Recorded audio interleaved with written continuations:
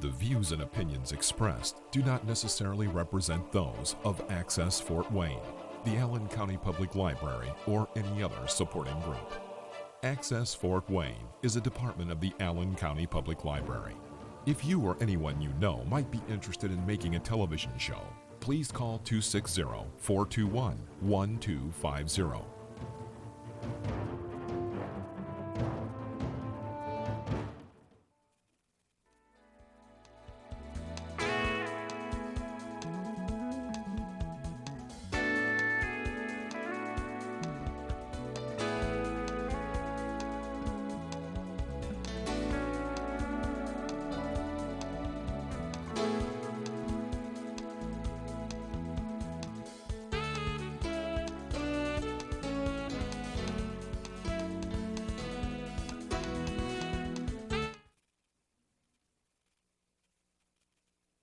To the Cashman Mind, Body, Spirit show. Today's subject is very interesting, and you have to be a little bit open-minded here because I'm calling it the fat switch. Fat is not all bad. We need fat. My brain is made of 3 pounds of fat, and so we can say bad things about it. So let's have a judgment-free zone today, okay? Animals, all animals have fat. There's a woodchuck living under my house who in spring is quite thin because he's been hibernating in a tunnel underneath my house all winter long. Actually, he's been living there for good 15 years. I love animals, and they're just the way it is. My house is still standing. So today is about fat versus sugar. We need something for energy, okay? We don't like to use protein necessarily because that's our muscles, and we don't want to break down our muscles, where we would like to use the carbohydrates or the fat. Fat is a lot better, and I hope at the end of this 1 hour talk that you know a lot more about it.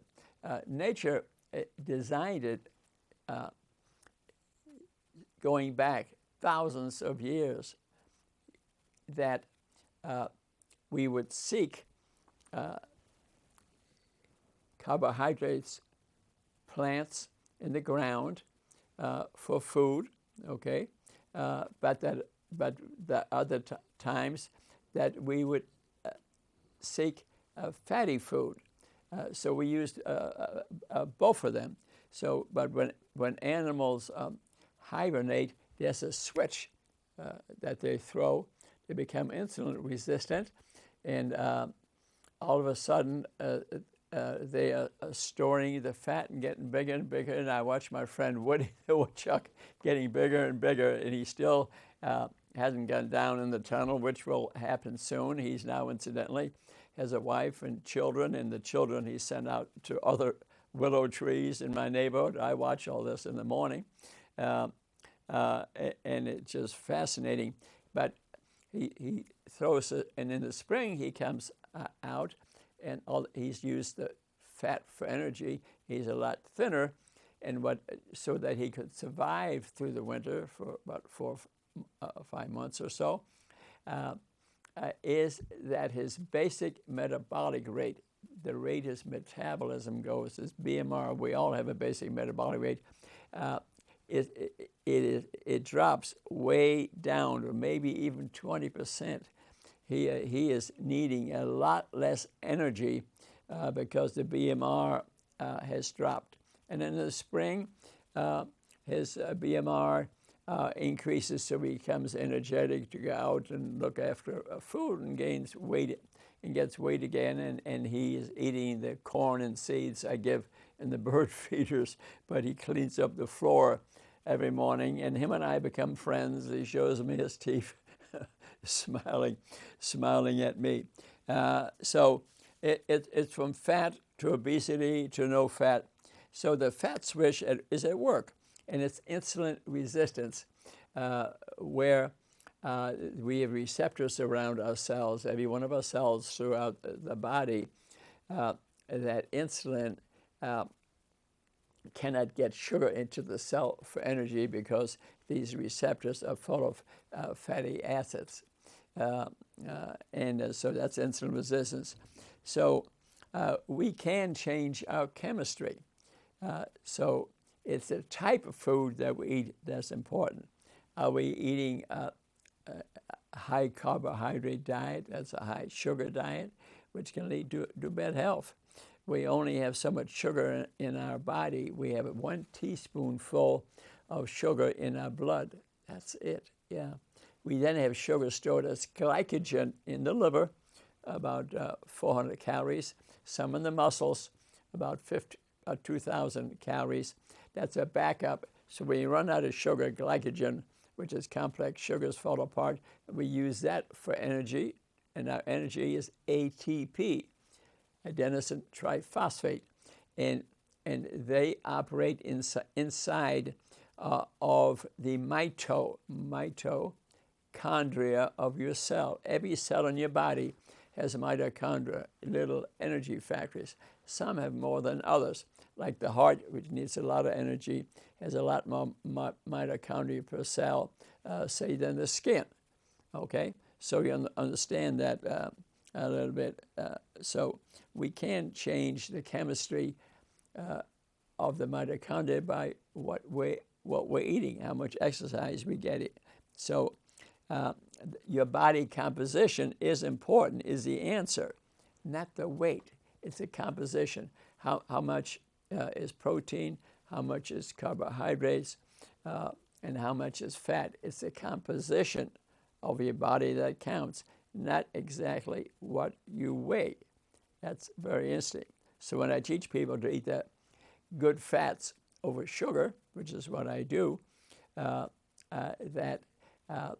it's like a food pyramid where you have carbohydrates on top, can be fruit and berries, then about 20% protein, and the rest good fats. That's the food pyramid.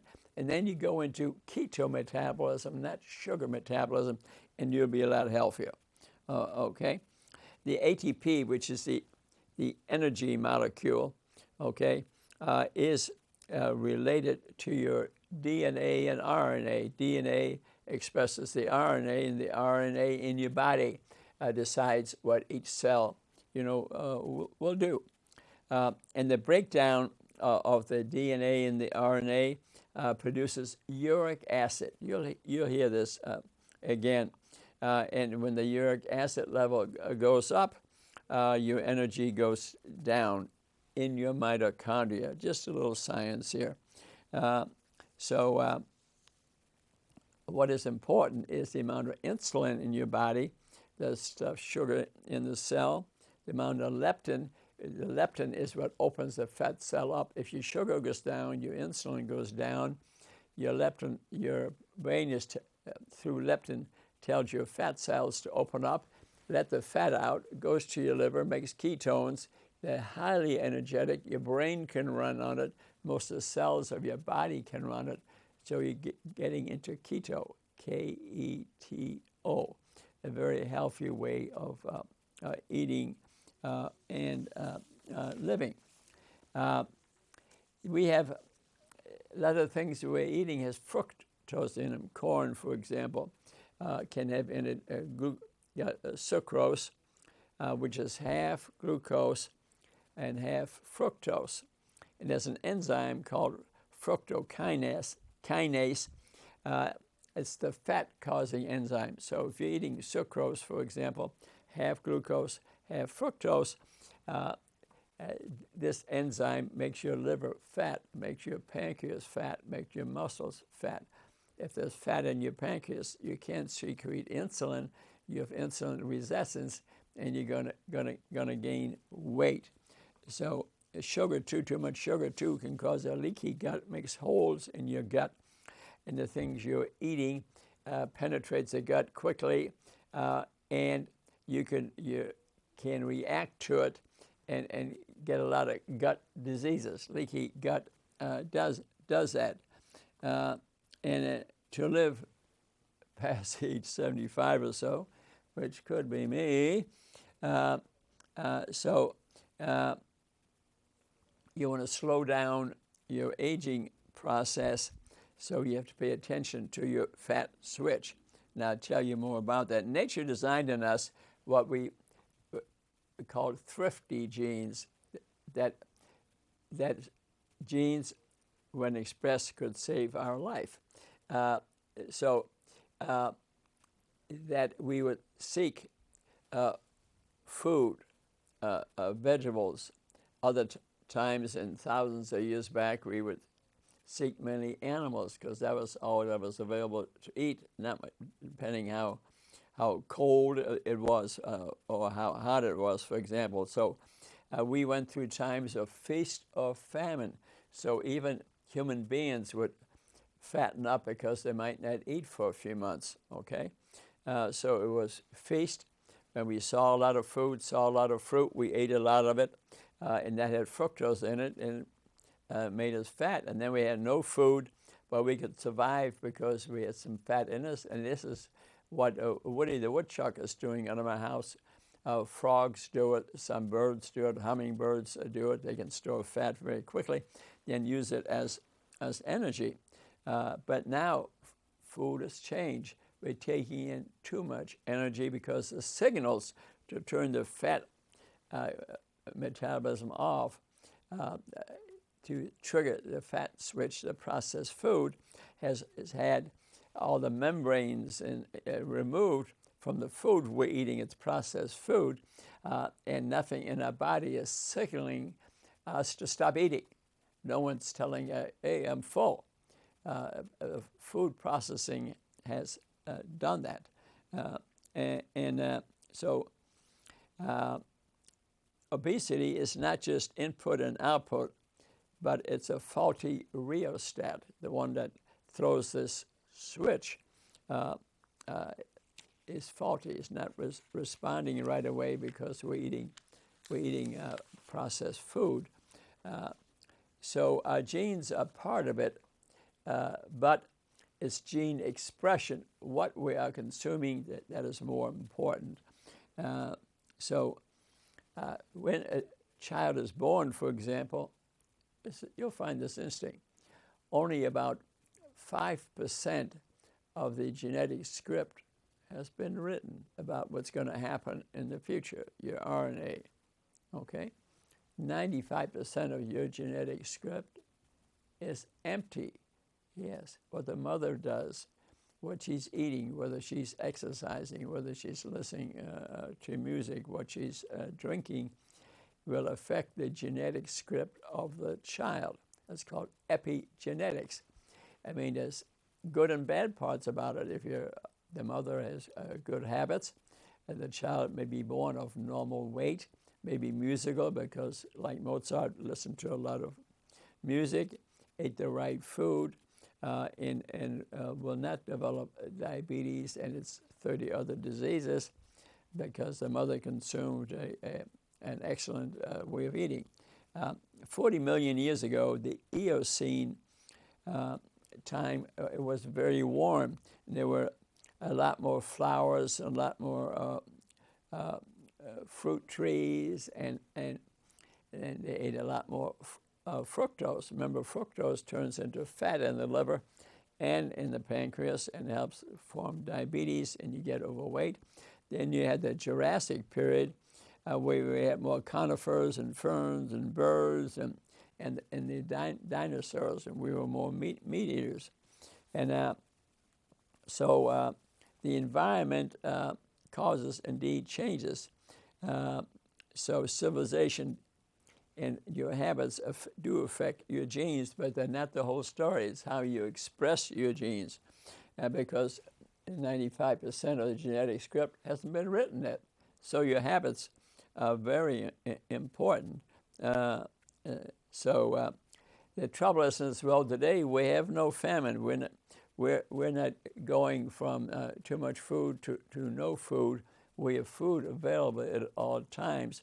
And the food is processed, and our brain is not turning the appetite center off, or the fat switch is not going to be turned off, and we just keep on eating because we're not secreting the hormones that do that through effects on the hypothalamus, the pituitary, our gut, our stomach, and about 30, 40 diseases associated with type 2 diabetes. And type 2 diabetes has a lot to do with fat storage because the fat will fill up the liver, the muscles, but also the pancreas. And the pancreas is the one who secretes insulin and glucagon. Insulin puts sugar in the cell, but glucagon increases the sugar level in case it gets too low. The good news is, in a book I recently read, and I know from experience, that people who are very insulin resistant, they secreting almost no insulin, they're close to needing shots, or even ones who are receiving shots, that if you lose weight and get the fat out of the pancreas, the muscles, and the liver, that the odds of the pancreas waking up and secreting insulin is very high. Yeah, that's in Jason Fong's book, F-E-N-G. That really is good news. And it doesn't take that much, about 5% weight loss. And the pancreas may wake up by checking the serum insulin is how you found out. So here's an interesting story. There is a country by the name of Nauru, N-A-U-R-U. It's in the Pacific Ocean, okay? And it's about 7.7 square miles, and they ran across it in the ships in the last 100 years, and especially at wartime. And in this island, the people, the natives, ate fish, coconuts, beach almonds, pawpaw, and the nadi bird. That's what they ate, and they looked beautiful, and they were very healthy. What happened in the industrial age, they discovered this island produced phosphorus, and that's very important in machinery and building and in wartime. For example, that a company went there and started mining the phosphorus and then gave money to the natives. So the natives now were quite rich. And the people that came for the phosphorus brought with them a lot of sugary products and sugarcane plant, and the people start eating it because it makes you feel good. It makes you feel good. Sugar makes you feel good. And you know what happened? 99% of the people became diabetic. 99%. They gained a lot of weight, became diabetic. And some doctors went over there to, I think, 7-Day Adventists did, for example, and helped try to teach them to eat differently, but it was difficult. I bet if you go there today, you still find 90% of the people are diabetic. I'm not saying for certain. I'm thinking of taking a trip myself because it sounds sort of interesting. And but in this country, for example, 2/3 of the people are overweight, probably more than that. If properly blood tested with glucose tolerance test, insulin tolerance test, you'd find that probably 80-90% of people in this country are diabetic. Certain racial groups, 90%. If you're overweight, odds are you're diabetic. Get those tests proved to me that you're not. 20% of thin people are diabetic too, because they have fat in their liver and their muscles and their pancreas, although they may look thin. Asians, for example, looking at them, a lot less likely to think they're diabetic, but a lot of them have abdominal obesity, and they also have a high, this is a judgment-free zone, so I recommend you get these tests done. Believe me, all of us did, including myself. and certain members of my family are indeed diabetic. Some get rid of it, some don't want to, and they're going to die young from one of these diseases. Increased rates of cancer, amputations, dislocations, losing their teeth. The kings and queens of yesteryear, the only ones who could afford sugar a few hundred years ago, you notice the paintings of them, you notice they have no teeth because they could afford the sugar and which the bacteria in your teeth grow. They love sugar, and they had to pull their teeth. Look at the old paintings of Henry IV, for example, and you'll see he's got no teeth. Nice painting otherwise, so, okay? And some of the, incidentally, the coronavirus 19 now that's going around is a sugar eater. So diabetics are much more likely to succumb to the effects of the virus. See, a virus is not a living thing. No, it has to enter an animal or human cell, steal the sugar, steal the fatty acids, steal some of the genes, and then it can act like it's alive. It can multiply, form membranes, which is from the fatty acids, then leaves the cells, spreads across your body, kills you, you live, or spreads across the world. Okay?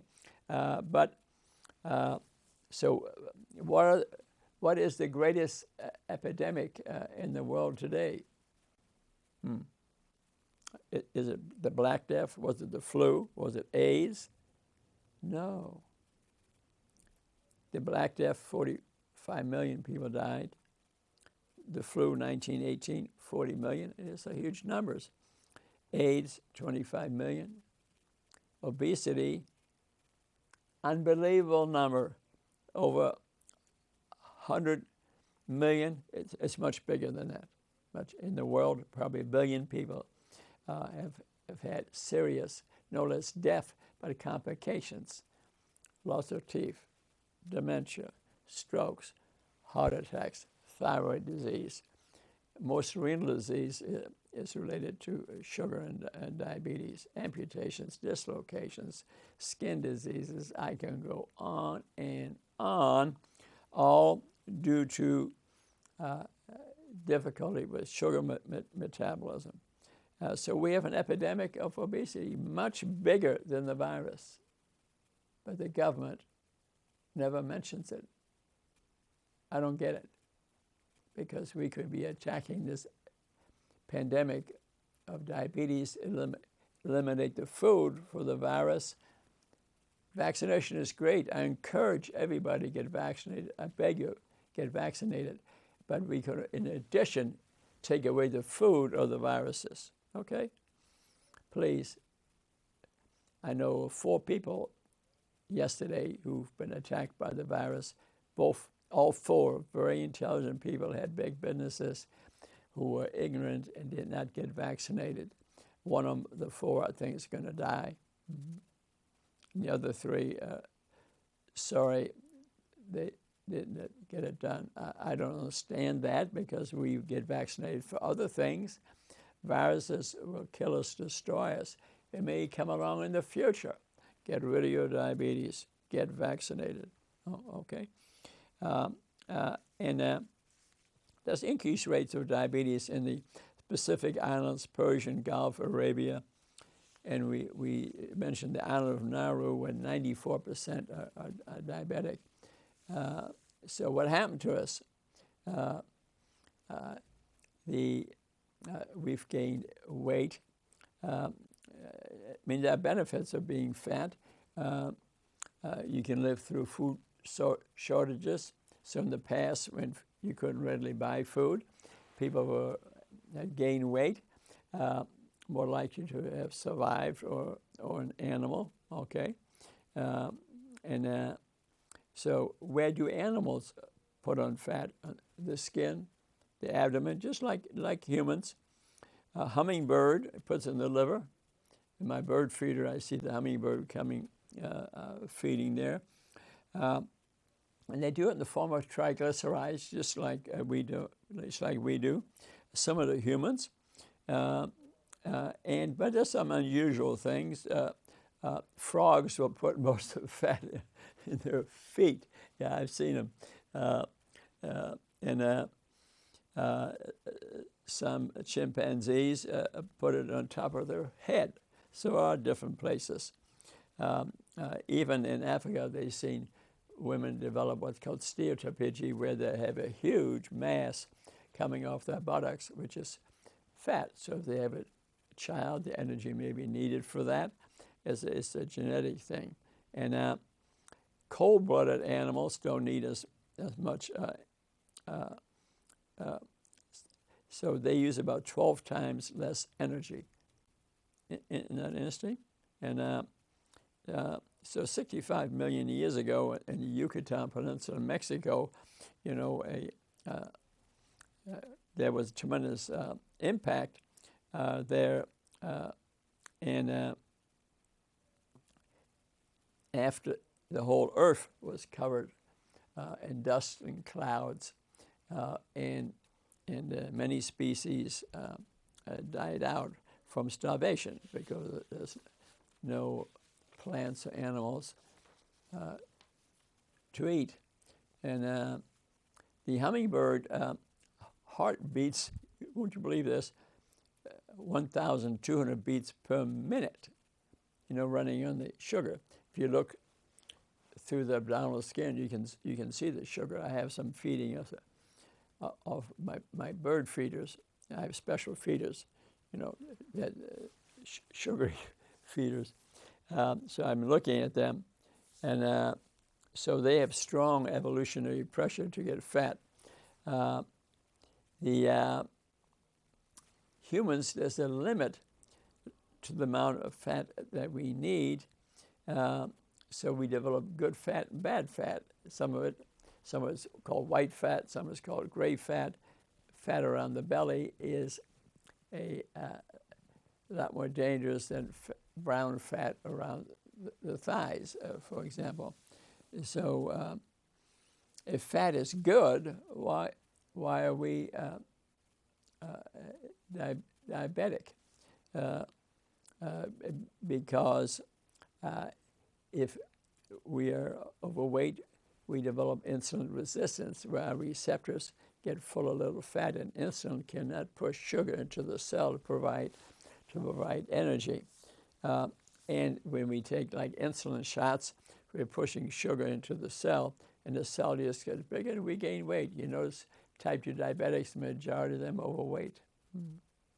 That can't be do much good, and that needs to be brought up and discussed with the patient. Now, the patient's fault is us giving them so much insulin. Some need it, but if they were to eat the right food, eat good fats, not bad fats, exercise a little bit, they probably get rid of their diabetes in 6 weeks, which I do all the time teaching patients. You can see that on YouTube, books for you to read. And on Amazon, there are 20 books which I've written about sugar, and I've been pretty brutal about it because I want you know, Rudy's War on Diabetes. I mean, it's not, for me, you don't just get a pill. Sometimes you need it or a shot. But most of the time, I like you to change the type of food that you're eating. And on the way to diabetes, we develop what's called metabolic syndrome, which is related to elevated blood pressure, elevated triglycerides, and that you can predict diabetes is coming. You need to check the blood or get a serum insulin. So in metabolic syndrome, we have abdominal obesity, okay? And triglycerides greater than 150, a low HDL, that's the good cholesterol. For women, it would be less than 40, for men less than 50. Blood pressure is elevated. Fasting blood sugar greater than 120. So some animals, as they're hibernating and the fat switch occurs, they can become diabetic. So animals can indeed become diabetic. And and insulin resistance, which I talked about, as a survival factor for some animals. And so we speak about fat and hibernation, where we use the fat. And some people look at it as, some cultures look at it as being beautiful. The trouble is that many of these people who think they're beautiful, they're also diabetic, and they're not going to live a full life. Have increased rates of dementia, strokes, amputations, dislocations, lose their teeth. And so you have to really keep your eyes open, not be closed-minded, and see if you need to change. Again, it's a judgment-free zone.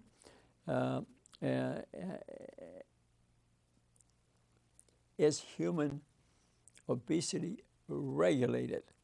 I mean, it's a good question. Our appetite increases, and we want to eat more because we're eating processed food. There are no hormones in there that turn off the appetite center in your brainstem, in your brain. And but association does not prove causality, okay? Obesity follows the first law of thermodynamics, okay? And so obesity requires that as we get older, we're more likely to develop insulin resistance. So to get the blood checked with serum insulin and blood sugar is important. But leptin, the one that opens and closes the fat cell regulated by your hypothalamus, your pituitary, is really one of the main hormones. You know, it's leptin, insulin, ghrelin in the stomach. Ghrelin increases your appetite. So glucagon, these are all interrelated, affecting your appetite. So when we burn fat or sugar, it's called oxidation, which increases energy and affects the ATP, the energy molecule in your mitochondria, the energy machines in every one of your cells in your body, okay? And being overweight, the defect, the majority is the inability to burn fat for energy, because obesity is regulated. Leptin resistance, you can develop leptin resistance, where it's just not functioning right. It's not opening and closing the fat cells, and is related to the type of food, you know, which you are eating. And as I mentioned, in the metabolism, we produce uric acid, which is in the breakdown of DNA and RNA, and that is related to the fat shreds. When you're fasting, okay, what I recommend to people is Rudy's Keto 16-8. In other words, you don't eat for a period of time, 16 hours. That's fasting. What happens in this time is that you have autophagy, where your body is being cleansed. It's actually being cleansed. And your sugar, you'll be running out of sugar and glycogen in about 6-8 hours or so, and you will then switch to fat metabolism. The sugar goes down, the insulin goes down, the fat cells open up, the fat goes to the liver, forms ketones, and you're living off ketone for energy, which is more energetic, makes your brain even work faster, okay? So as your fat stores deplete, uric acid changes, so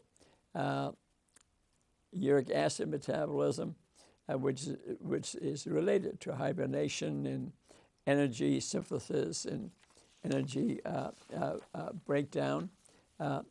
Fructose is a master driver of the fat switch. Get that straight, fructose, which is in remember, sucrose is half glucose, half fructose. But he's a master driver of the fat switch. Fructose is a sugar present in fruit, for example. If you eat a whole bunch of fruit, you eat nothing but fruit, you say, oh, that's a very healthy diet. Well, I'll tell you, because there's a lot of fructose in there, and only half of it is glucose, which you may metabolize for energy, but the other gets, because of fructonase, goes to the liver, makes the liver fat, could go to the pancreas, make the pancreas fat. Now you're diabetic. You may even be thin. In the Amazon, it has a rainy season. As a matter of fact, the water will rise from 20 feet to 60 feet. Pacu, P-A-C-U, a fish comes in and starts eating the fruits that are dropping off the trees when the water is rising, and the fish becomes very fat, about 28% fat. And then as the water recedes, the fish go away too, but they live off the fat which they accumulated from eating the fructose. Fructose has a lot of effect on the fat switch. It must be causing the fish, the pacu, to become fat. And it becomes more effective as the fat keeps on accumulating. And when it comes right down to the mitochondria, the ATP, the AMP, PD, all these enzymes affect the fat switch. And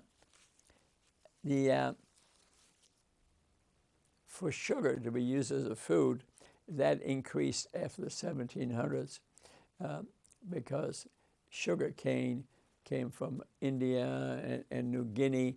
It was starting to be grown, the Mediterranean, and then we developed slavery, and we brought it from Africa and the Canary Islands, and from Cuba and Haiti. We grew sugar cane, became an industry, and it devastated the environment because they tore down all the forests to build plantations to grow sugar.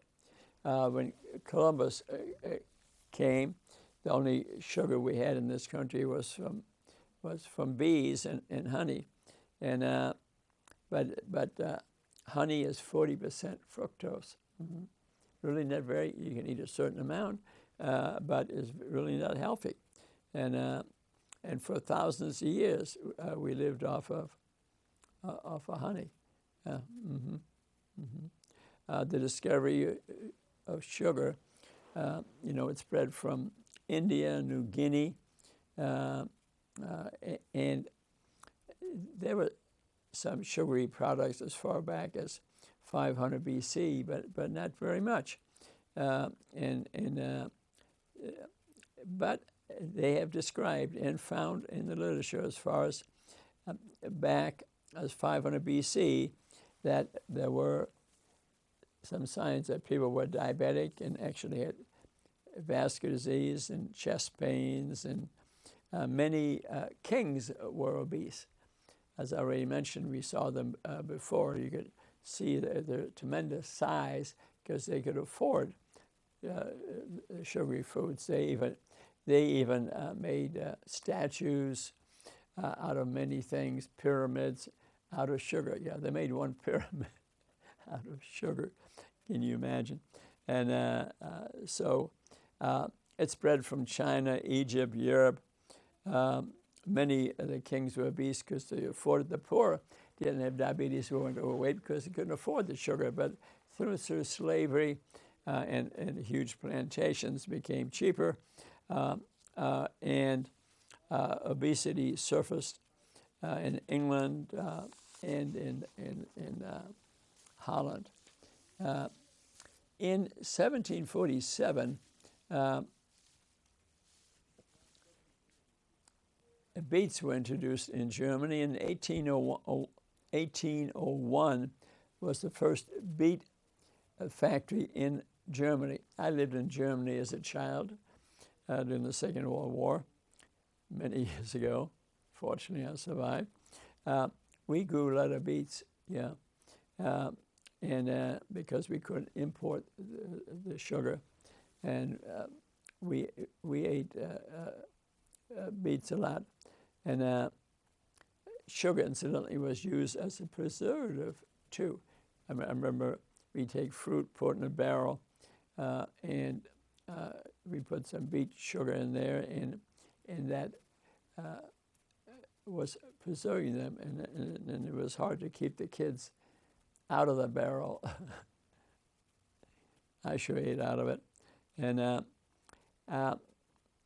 Thomas Cleve, C-L-V-E, who wrote a famous book about sugar in the 1950s or so, he described that dental disease, remember I spoke about the teeth before, dental disease is an alarm system after eating too much sugar. I'll confess, when I went to, my parents never told me to brush my teeth. I guess I should have known better myself, but I developed a dental pain when I finally went to IU. I remember a fraternity brother coming up, Rudy, you need to brush your teeth. A sorority thing tonight. So please teach your children about dental care very soon after they're born, okay? I think it's very important. I find as an adult now, as age 39 for the 46th time, I brush my teeth at least twice a day, and with that, I just haven't had any problems for years now. So that seems to be a good habit, but flossing is important, and not to eat so much sugar, because that's what the bacteria love, and they destroy the enamel, and you will lose some teeth. And dental surgery is very expensive. Insurance does not cover it. Prevention is critical, okay? Around 1970s, high fructose corn syrup enzyme was discovered, where they take corn and take this enzyme and treat the corn and produce a very sweet product, high fructose corn syrup. And it was cheaper partly because the government supports the price of sugar, the farmers, yes. And that's not nice because it has caused much disease. So you find high fructose corn syrup in drinks and in food, almost everything going. Look for the label. If that's on there, you don't eat it because it is, even if it's sweeter than regular glucose, not much, but remember it tends to form fatty liver, fatty pancreas. Diabetic rates really go up. So if you're eating a lot of fructose, obesity, diabetes, high blood pressure, kidney disease, amputations, dislocations, increased rates of cancer, goes on and on. So sugar has been correlated with all those diseases which I just spoke about. Fructose also, as a byproduct, is a breakdown, ends up with uric acid. So uric acid has to do, fructose has to do with the fat switch, okay? And fructose causes obesity and metabolic syndrome. It's a big cause of it. So you got to learn to read labels. So fructose is the fire. High fat is the firewood. Okay? It produces the obesity epidemic. And some doctors visited the Eskimos and found out they're eating a high-fat diet, but a low-sugar diet. And what they found is that they're not getting fat. So they are converting the fat to ketones and they're running the energy, their brain and the body on ketones, not sugar. They're using up the fat to live on. Mm-hmm. And there is a gentleman named Banting who lost a lot of weight by following a low carbohydrate diet. So the low carbs, as I mentioned, is what you want to follow. That was even years ago where they didn't have much processed food. He lost over 50 pounds, and he published a book called The Banting Method. But we're talking about late 1800s, okay? So we love sugar partly because it stimulates our brain to produce dopamine. I'm in heaven. If I were to go home after having had a busy day, 2 TV shows, for example, and there was a donut laying there with a donut allow, I guarantee you 100% I'd be eating it. If there's a half a dozen, I'd be concerned about eating more. And so nature designed in us to stay alive, to seek sugar. We spoke about that before. So you don't buy them. You don't keep them in the house. Sugar is addicting. It makes us feel good. It concerns me that you go to some public events. Church is one of them. And what do they serve you? Sugary products. Donuts, for example. I went to a church recently to give a talk, and I saw people walking by me with 20 donuts on their plate. I realize that'll keep them in church to make them feel good, but I'd rather have them feel good about the message and not the addicting sugar that we're handing them. I'm just trying to change a culture because so much disease is associated with it. And if we're eating it, we're probably teaching the children to eat it. And have you noticed I work through a big grocery store to buy the newspaper in the morning, and just to see the people with their carts, you can see their cart matches their body size. Again, I'm not being critical, but these people are going to die long before their time. That's what I'm trying to prevent. So be open-minded. Be open-minded. So dopamine and serotonin make us feel good. I need it too. That's why I played pickleball this morning. It made me feel good. And we mentioned before there's a killer enzyme that drives modern diseases, fructokinase, which is an enzyme that deals with fructose.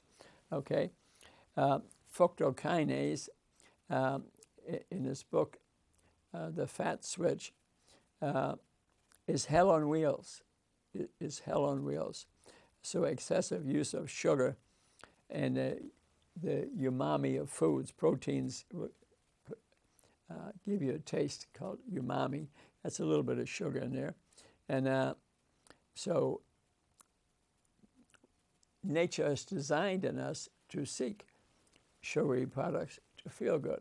It stimulates dopamine, serotonin, centers in the brainstem, and I'm in heaven because I'm eating sugary foods, but they eventually result in fat in the liver, especially with fructose, fat in the liver, fat in the pancreas, and we become diabetic. So what I want you to eat, I call it Rudy's Ketone 16-8. So if you're fasting for 16 hours, you eat about 67% good fats, okay? Guacamole, for example, olive oil, for example. Eating good fats, no processed food, 20% protein. Our body needs a certain amount of protein every day to maintain our muscles, okay? The muscles break down from use, and about 80% of our amino acids, which make our proteins, get recycled. So you only need about 20%. So when people who work out, who are eating all these supplements and eating meat 7 days a week and meat all day long, they're eating too much protein. The body doesn't need that much. And you know what it does with the extra protein that you don't need? You can't believe this. Converts it to sugar. Mm-hmm. Yeah, so these bodybuilders who are taking all these supplements and bars and this, that, and the other, they're becoming obese. Yes, it's not muscle. Something to be aware of. So on the top, we have about 15% fruit, vegetables. Yeah, you know, some of the, my friends, written many books, they recommend 80% of vegetables and fruit. You'll be a little bit healthier, but you're eating a lot of fructose. Yeah, so to eat 80% fruit and vegetables, which years ago, I was even recommending because I was following these famous authors of these books. But again, I'm open-minded enough that a new information comes out, I change my mind. Good fats are the answer, not 80% vegetables and fruit. So what are fructose-containing sugars? Beets and corns and dates and fruit juice. And if you're drinking juices, it's mainly sugar and fructose. So I recommend that. Maple syrup, molasses. So read the label. Learn to read labels. They'll say no sugar. Then you read it and you find out actually, indeed, it's full of sugar. So you got to figure out what are the phony names for sugar. Even stevia, which you say it's really not a sugar. It just tastes like it's from a plant. But the trouble is it changes your gut bacteria. It changes your brain. And the next thing that you eat will be sugary. So I don't even recommend a little supplemental stevia. I really don't. When you look at the literature on that, it just turns you into a sugar addict. So what I say, keep the fat switch turned off. Okay, reduce fructose-containing sugars. Okay, I told you to look for those because remember that's sucrose is 50% fructose, 50% glucose. Glucose you use for energy. But the fructose makes the liver fat, the pancreas fat. Reduce high glycemic foods that are full of sugar, like rice. Mm-hmm. Even brown rice is on the glycemic index, which is the response to the sugar and insulin level on the type of food you're eating. That rice is about 80. In brown rice, about 70. It's the same darn thing. You eat rice, you're eating sugar. Okay, cauliflower is a good substitute for that. And avoid drinks with sugar in them. So